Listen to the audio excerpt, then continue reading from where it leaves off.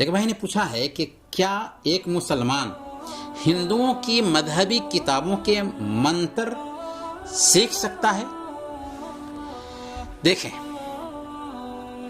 اگر مذہبی رواداری کے نام پر سیکھنا چاہتے ہوں تو پھر جائز نہیں۔ ایک دن حضرت عمر فاروق رضی اللہ تعالیٰ عنہ تورات کا ایک نسخہ لے کر اللہ کے نبی صلی اللہ علیہ وسلم کی خدمت میں حاضر ہوئے اور انہوں نے عرض کیا کہ یا رسول اللہ، یہ تورات کا نسخہ ہے۔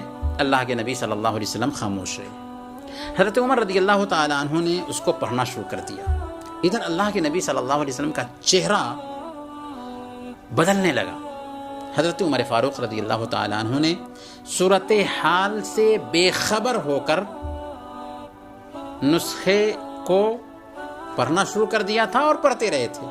تب حضرت ابوبکر صدیق رضی اللہ تعالیٰ عنہ نے ان کو ڈانٹا اور فرمایا کہ کتنے افسوس کی بات ہے کہ تم اللہ کے نبی صلی اللہ علیہ وسلم کے چہرے مبارک کی کیفیت نہیں دیکھ رہے ہو۔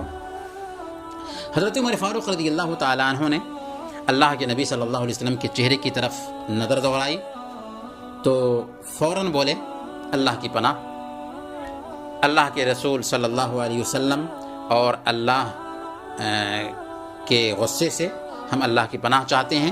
ہم راضی ہیں اللہ کو رب مان کر، اسلام کو اپنا دین مان کر، اور محمد صلی اللہ علیہ وسلم کو نبی اور رسول مان کر۔ اس پر اللہ کے نبی صلی اللہ علیہ وسلم نے فرمایا کہ سنو، لو کان موسیٰ حیا ما وسعہ الا اتباعی، اگر موسیٰ علیہ السلام زندہ ہوتے تو میری نبوت کا زمانہ پاتے تو میری پیروی ہی کرتے۔ یہ مسند دارمی کی روایت ہے۔ تو اس سے پتہ یہ چلا کہ اگر مذہبی رواداری کے نام پر ایسا کرتے ہیں تو جائز نہیں ہے۔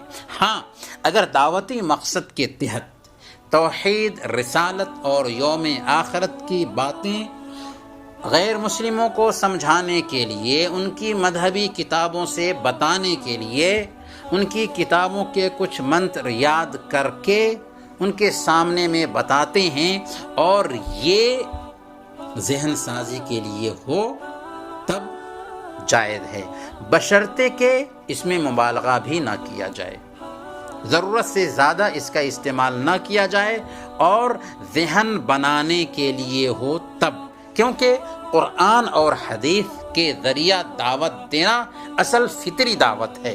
لیکن اگر کوئی آدمی کسی نظام کو مان رہا ہے، کسی دین کو مان رہا ہے اور اس کے دین کے اندر اس طرح کی تعلیم پائی جا رہی ہے، توحید کی تعلیم ہے، رسالت کی تعلیم ہے، آخرت کی تعلیم ہے، تو ہم بتا سکتے ہیں کہ تمہارے دین میں بھی اس طرح کی تعلیم پائی جاتی ہے، کیونکہ اللہ تعالیٰ فرماتا ہے ادع الی سبیل ربک بالحکمہ والموعظۃ الحسنہ وجادلہم باللتی ہی احسن، کہ اپنے رب کے راستے کی طرف حکمت کے ساتھ اور بہترین نصیحت کے ساتھ بلائیے اور ان سے بہترین طریقے سے گفتگو کیجیے، تو ان شرطوں کے ساتھ گنجائش نکلتی ہے۔ وصلی اللہ علی نبینا محمد وعلی آلہ وصحبہ اجمعین۔